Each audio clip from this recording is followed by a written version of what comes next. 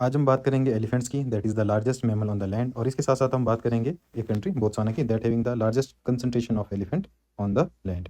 अब हम देखेंगे सबसे पहले बोत्सवाना की लोकेशन। ये है इंडिया का मैप। इंडिया के आप वेस्ट में जाओगे तो वेस्ट में है अरेबियन सी। अरेबियन सी के फर्दर वेस्ट में एक कॉन्टिनेंट है, जो है हमारे पास अफ्रीकन कॉन्टिनेंट। अफ्रीकन कॉन्टिनेंट के साउथ में कंट्री है बोत्सवाना। ये है कंट्री बोत्सवाना। अब हम बोत्सवाना की लोकेशन को डिटेल में देखेंगे। जैसे कि हम देख सकते हैं, साउथ में साउथ अफ्रीका है, ईस्ट में ज़िम्बाब्वे है, नॉर्थ में ज़ाम्बिया है और वेस्ट में है नामीबिया।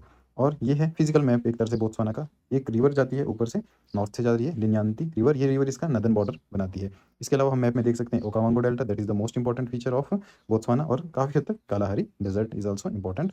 और ये है salt pans, that is also in Botswana. एक रिवर यहाँ पे हमें मैप में दिखाई दे रही है, Limpopo river. Limpopo river Botswana से फ्लो नहीं करती है, but this is the most important river because ये ट्रॉपिक ऑफ कैप्रिकॉर्न को 2 बार क्रॉस करती है। अब हम देखेंगे, ये है picture that is of Okavango delta. अब हम देखेंगे Kalahari desert. Kalahari desert 3 countries में है, Namibia, Botswana and South Africa. South Africa का नदर्न पार्ट जो है कालाहारी डेजर्ट के अंदर आता है। और जो यहाँ लोग रहते हैं, they are called bushman. Bushman मतलब जो इस कालाहारी डेजर्ट में लोग रहते हैं, दीज आर द पीपल बुशमैन्स।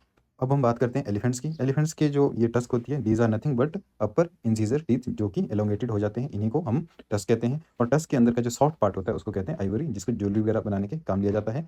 1989 से जो है टस्क की जो है एक तरह से व्यापार पर, ट्रेड पर पूरी तरह से बैन लगाया दिया गया है, जो कि जो अफ्रीकन कंट्रीज़ है इस बैन को रिवोक करने की बात कह रही है। इसके अलावा अगर हम देखें तो सिर्फ और सिर्फ जो है मेल में ये टस्क पाया जाता है जब हम बात करते हैं एशियन एलिफेंट की। जब हम बात करते हैं अफ्रीकन एलिफेंट की, चाहे वो फिर सवाना एलिफेंट हो, चाहे वो बुश एलिफेंट हो, उन दोनों में ही जो है ये टस्क पाया जाता है। और दोनों में मेल में भी पाया जाता है और फीमेल में भी पाया जाता है। सबसे पहले हम देखेंगे 3 टाइप के एलिफेंट्स हैं। एक है अफ्रीकन फॉरेस्ट एलिफेंट, एक है सवाना एलिफेंट और एक है एशियन एलिफेंट।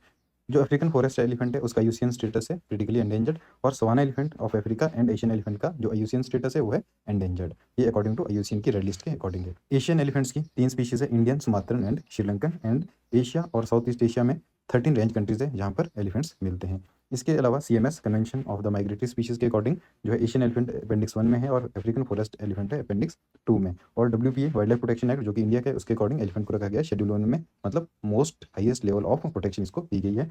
और साइट्स के अकॉर्डिंग एशियन एलिफेंट अपेंडिक्स 1 में है और अफ्रीकन स्वाना एलिफेंट जो है अपेंडिक्स 2 में है। सीएमएस क्या होता है, साइट्स क्या होता है, इसको हम फिर कभी देखेंगे। और इसके अलावा साइट्स ने एक प्रोग्राम चलाया था, MIKE, that is for protection of elephants. इसकी फुल फॉर्म है monitoring of illegal killing of elephants. 1997 में डिसाइड किया था टू स्टार्ट माइक प्रोग्राम। और इंडिया की बात करें तो इंडिया में सबसे ज़्यादा कर्नाटका में एलिफेंट मिलते हैं, उसके बाद है Assam, then Kerala. So this was all about elephants. और इसके अलावा एक बहुत इंपॉर्टेंट फैक्ट, ये है श्रीलंका। श्रीलंका के नॉर्थ में है जाफना। जाफना में एक पास है जिसका नाम है elephant pass. So this was all about Botswana country, about elephant and about elephant pass.